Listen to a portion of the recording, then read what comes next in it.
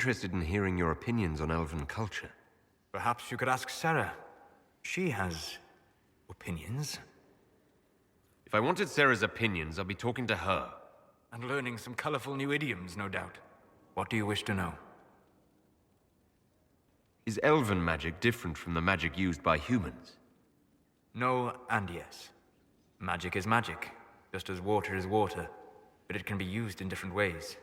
Dalish magic is more practical, not needing chantry approval, although they still frown on blood magic. Superstition. Much of it is more subtle. A legacy from when elves were immortal. Legends of elven immortality. Did they use magic to increase their lifespan? No. It was simply part of being elven. The subtle beauty of their magic was the effect, not the cause of their nature. Some spells took years to cast. Echoes would linger for centuries, harmonizing with new magic in an unending symphony. It must have been beautiful. You said that the censure against blood magic was a superstition. I did. It's fortunate Cassandra is not within earshot. Most modern cultures forbid blood magic. Publicly, even Tevinter disapproves of it. But as I said, magic is magic. It matters only in how it is used. Every time I've seen blood magic used, it has been for some evil purpose. I once saw a woman stabbed in the stomach with a dagger. She died slowly, in agony. It was repulsive. If the Chantry outlawed daggers, would that stop people from using them? Of course not.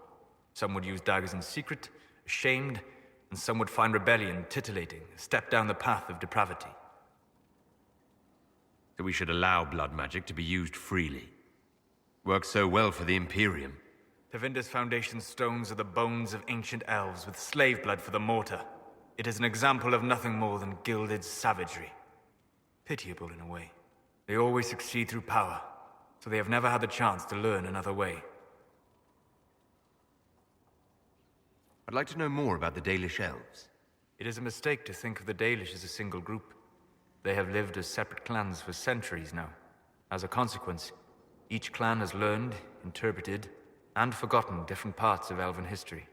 Some trade freely with humans, or adopt city elves who flee the alienages. Others attack humans on sight.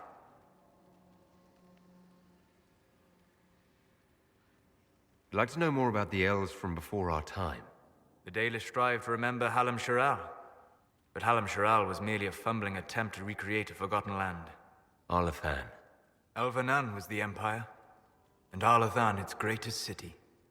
Place of magic and beauty, lost to time. You've studied ancient elves.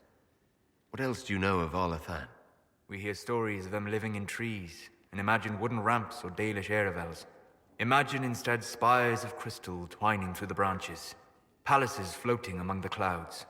Imagine beings who lived forever, for whom magic was as natural as breathing. That is what was lost. What can you tell me about elves living in human cities? The culture in alienages or among the slaves of Tevinter is like any of the impoverished and powerless. They cling to memories of a better past, and practice a few rituals to distinguish themselves from humans. We'll talk later.